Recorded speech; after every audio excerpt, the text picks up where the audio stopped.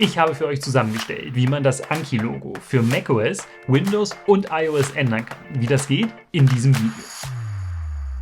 Wir alle kennen und lieben Anki und im Zweifel nutzen wir die App jeden Tag. Doch das Logo ist wirklich alles andere als modern. Und darum habe ich mir überlegt, wäre es doch schick, wenn man für Anki ein neues eigenes Logo entwerfen könnte und das auch noch jeden Tag benutzt. Dabei gehen wir jetzt alle Schritte für alle Betriebssysteme durch, um das Logo zu ändern. Anfangen möchte ich dabei mit macOS. Wobei noch vorher möchte ich damit anfangen, wie wir überhaupt zu einem neuen Logo kommen. Alle Logos, die ich in diesem Video verwende, findet ihr unten in der Videobeschreibung verlinkt. Ihr könnt natürlich aber auch eigene aus dem Internet nehmen oder ganz eigene erstellen. Ich habe meine Logos mit der macOS App Bakery gemacht. Das ist eine kostenlose Anwendung, die man sich aus dem App Store herunterladen kann und mit der man eine Vielzahl von Logos komplett individuell gestalten kann. Dazu wählen wir zuerst eine Hintergrundfarbe aus und dann ein Icon, was darauf gelegt werden soll. Anschließend könnt ihr das Ganze mit Command G exportieren und erhaltet dann eine Palette an Logos für jedes Betriebssystem, für jedes Endgerät und könnt damit beliebig rumspielen.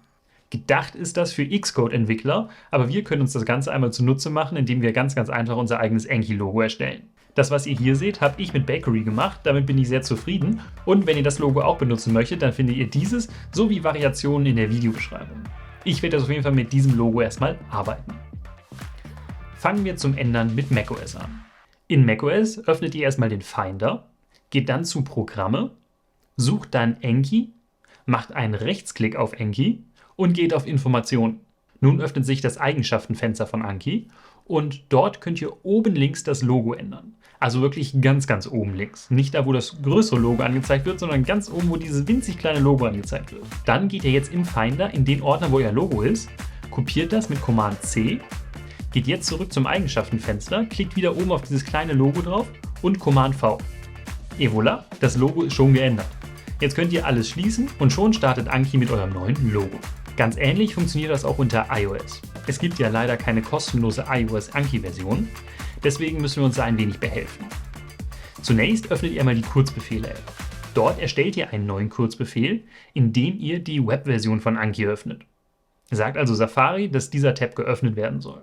Anschließend fügt ihr den Kurzbefehl zu eurem Startbildschirm hinzu. Doch beim Hinzufügen klickt ihr einmal auf das kleine Anki-Logo, was dann zum Bildschirm hinzugefügt werden soll, und sagt hier jetzt Bild hochladen. Nun könnt ihr ein beliebiges Bild aus eurer Fotobibliothek verwenden und dieses als Anki-Logo nutzen.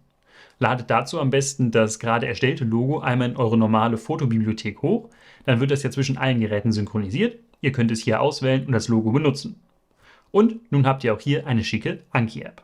Abschließend schauen wir uns mal Windows an. Unter Windows können wir nur .ico-Icons als App-Icons benutzen und deswegen brauchen wir erstmal einen Webconverter, um unser JPEG zu einem Icon zu machen. Gebt das einfach mal bei Google ein oder klickt euch über den Link in der Beschreibung auf den Konverter, den ich benutze. Dann laden wir einmal dort unser Logo hoch, konvertieren es zu Ico, gehen jetzt auf den Desktop, machen einen Rechtsklick, sagen Neu und Verknüpfung, verknüpfen nun die Anki-App aus ihrem Speicherort. Den genauen Speicherort dazu seht ihr jetzt hier.